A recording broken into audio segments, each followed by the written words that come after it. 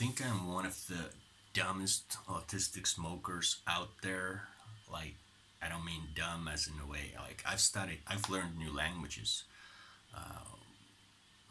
from the basically from the get go, while being high, and just studied them only high, and I still got the gift in that language. So my point here is that the point of this video is that about one third of the population actually gets high, like as in hyper functional, as in they want function better during weed, so they can pay more taxes, for example, because they work better, they function better, their mind and body. So autistic, it's a kind of different thing because I feel like I'm the dumbest autistic guy out there because I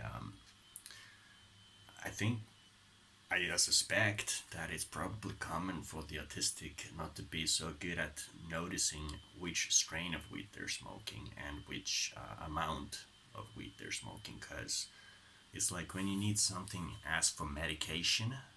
It just you just focus on the fact, does it help you or doesn't it help you?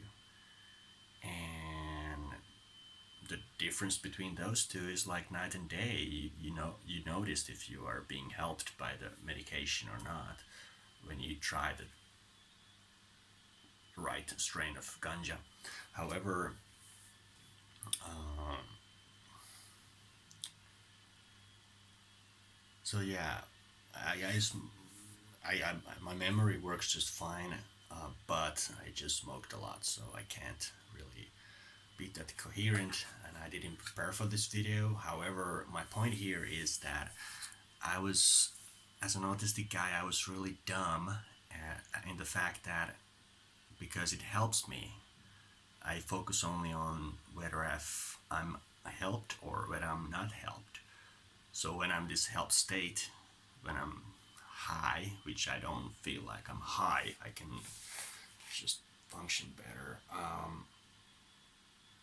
Of course, that short-term memory thing, but it's just fine because any kind of job I can do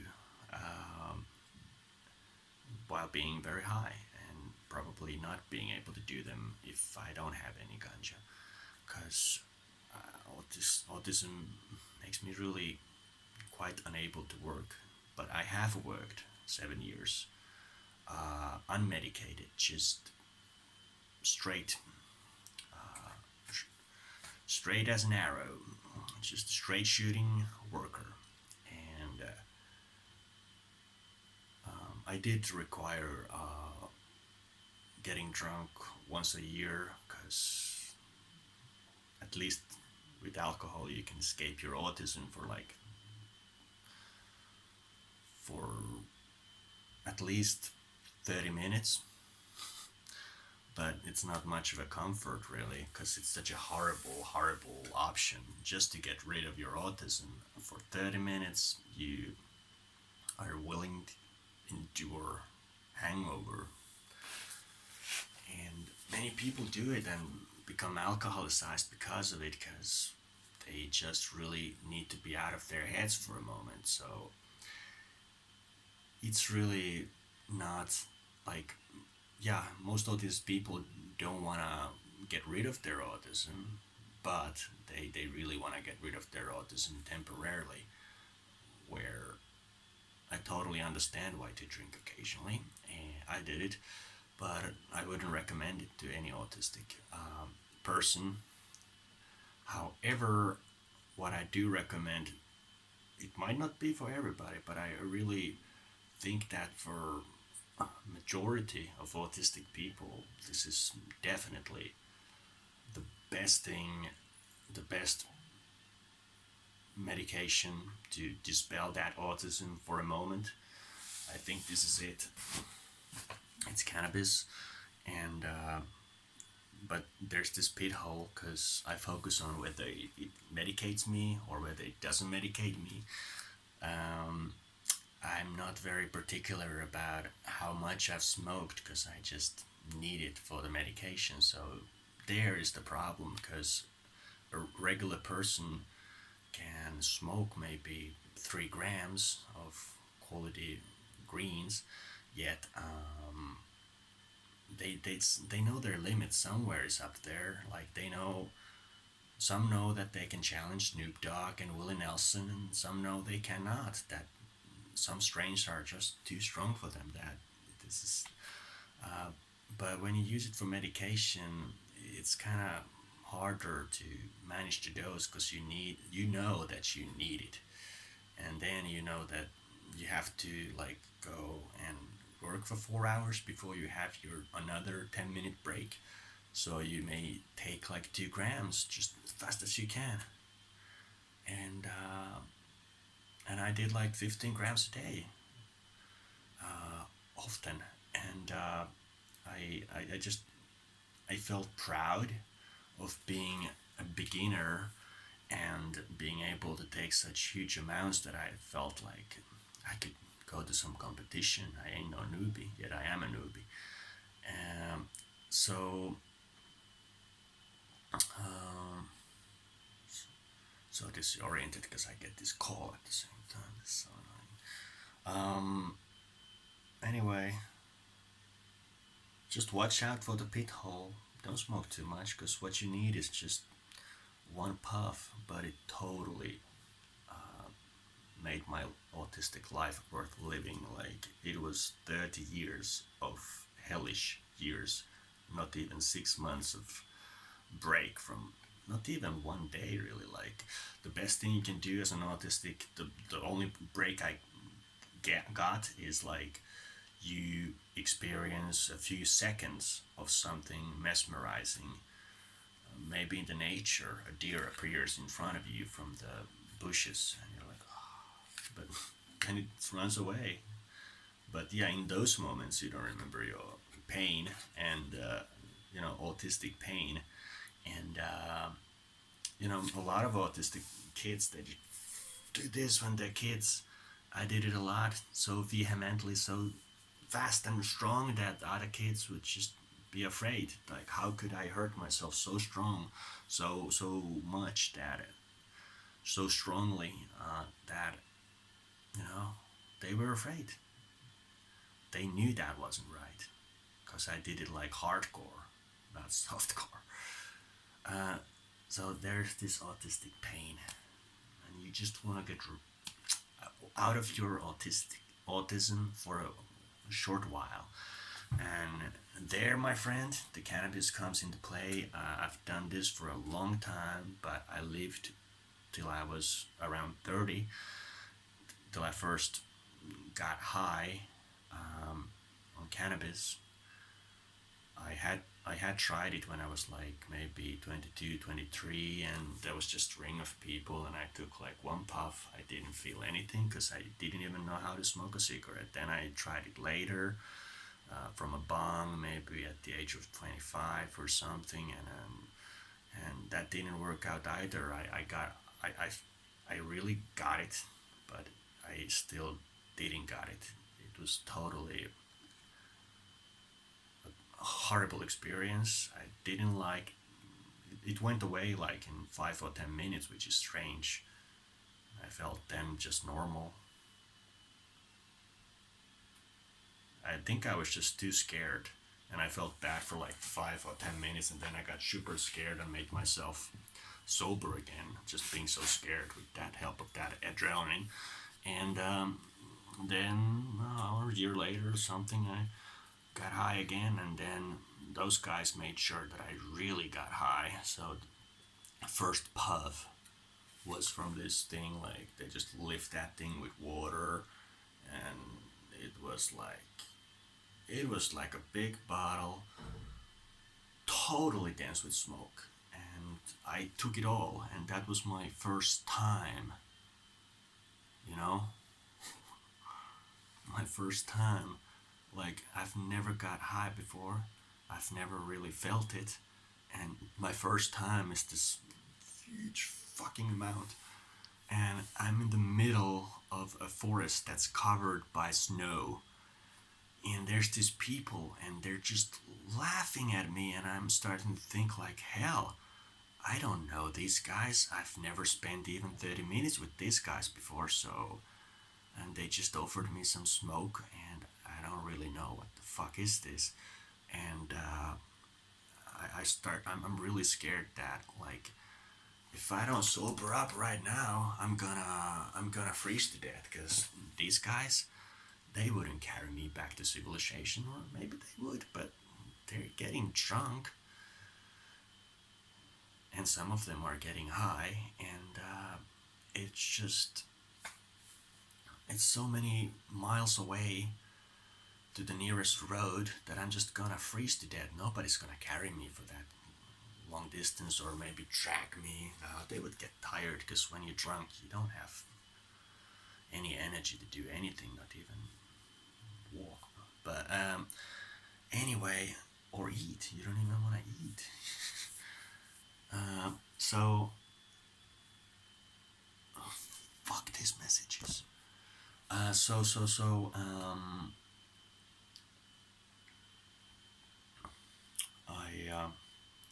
yeah, I'm autistic, and I get really disturbed when, like, something happens, like message appears on the screen, or maybe if I was in a library or some public place, somebody would walk past, and I would just totally lose my train of thought there. And yeah, anyway, just the best thing I could have done in my life is if I had always smoked less than 1 gram a day. That's my 50 cents. But I have smoked like 15 grams in like 2 hours and done it many times. And just being alone, like after that first experience, that forest experience I just described, which was probably well, maybe the first one I actually felt. Well, definitely the first one I actually felt.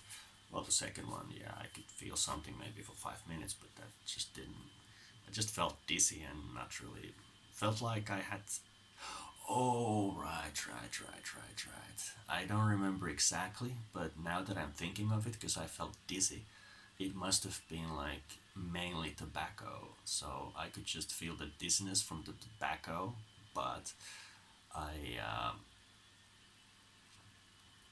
I didn't get high at all. So that first time was really the first time I ever got high, and it was horrible. Like all I could do was just I kept asking everybody, hey, can you tell me, like, will it get stronger, or am I like feeling the maximum high already in the beginning? Like, cause I was really afraid that I'm gonna pass out and they're just gonna fucking leave me there to die. It's too cold. Nobody can stay there for even for 6 hours sleeping in the snow without dying. Just 2 hours in the snow will kill you. It's cold as fuck. And but still, eventually, I got around to it.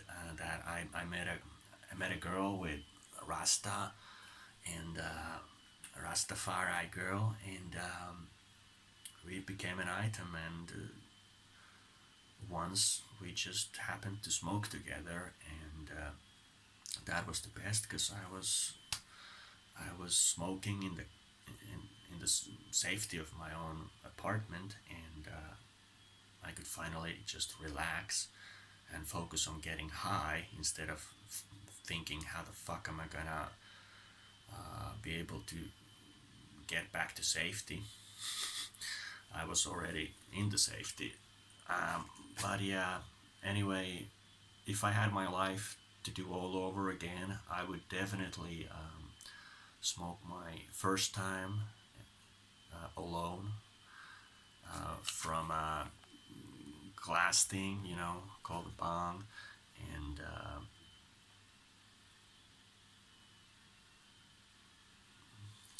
yeah, now I guess I'm gonna just ruin this video by showing this, because now it'll get banned or something. But yeah, this is what I do.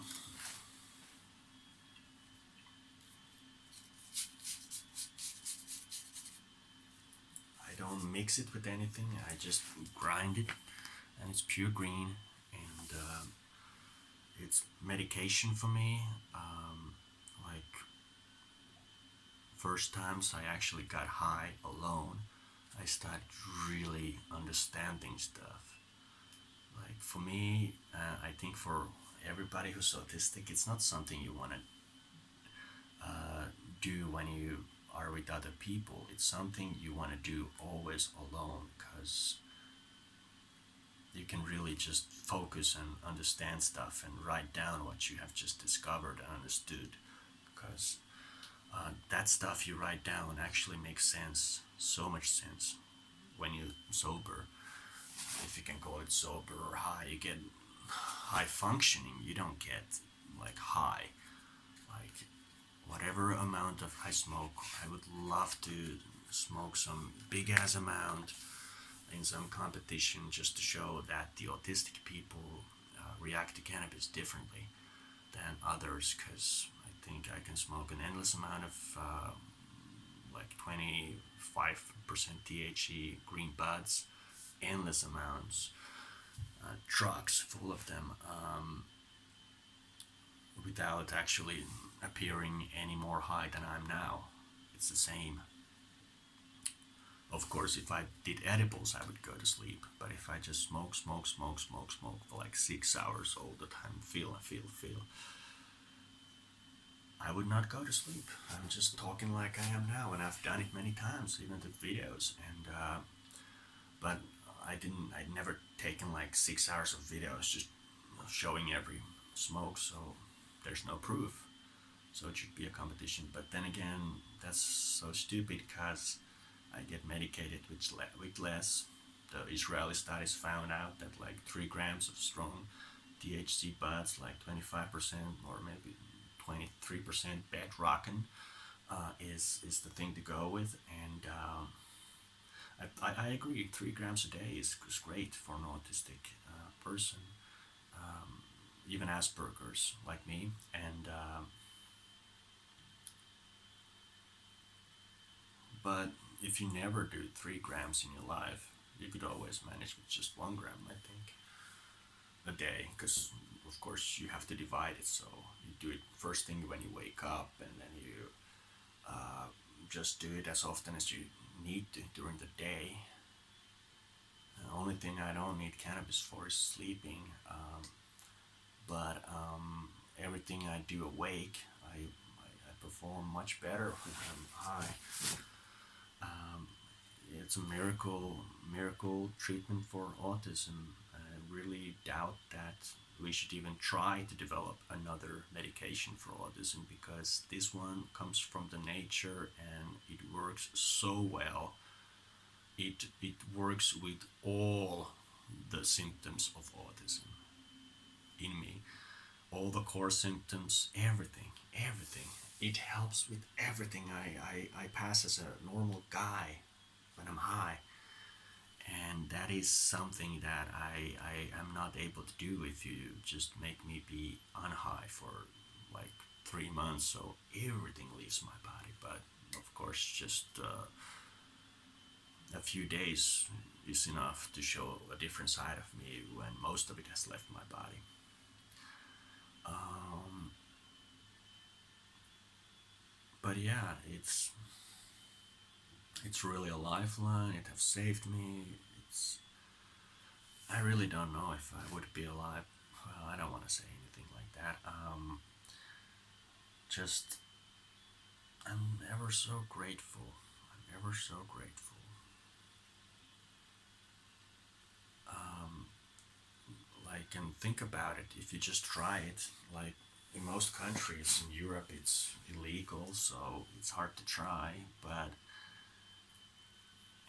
well, one thing is, of course, you could just travel somewhere where it's legal, but I wouldn't do that because it's better to just do it in your own home, so you feel safe, and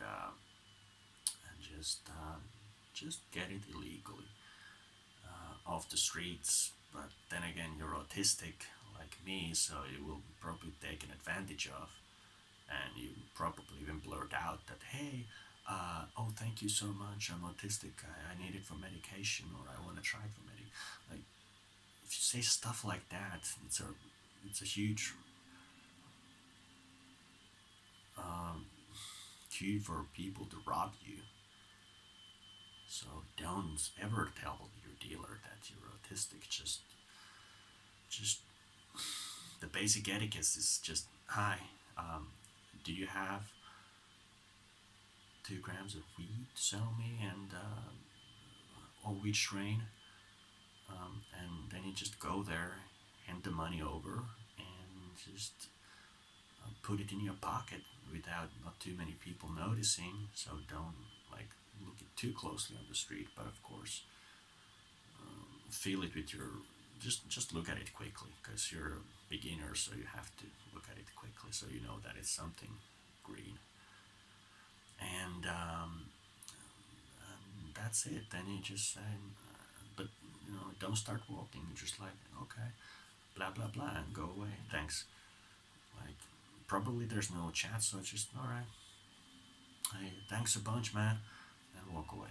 No chatting. So, but that I couldn't have done that when I was unmedicated and autistic. I couldn't. It was so hard to speak to anybody in any situation, and now I could make my profession by being a professional speaker because this takes away all the core symptoms of my autism. So this is the way you do it. But I really should eat something first because it's so expensive and it's hard to find jobs when you've been branded a criminal for using it for your autism. So I can't afford to smoke that right now. I have to eat first, but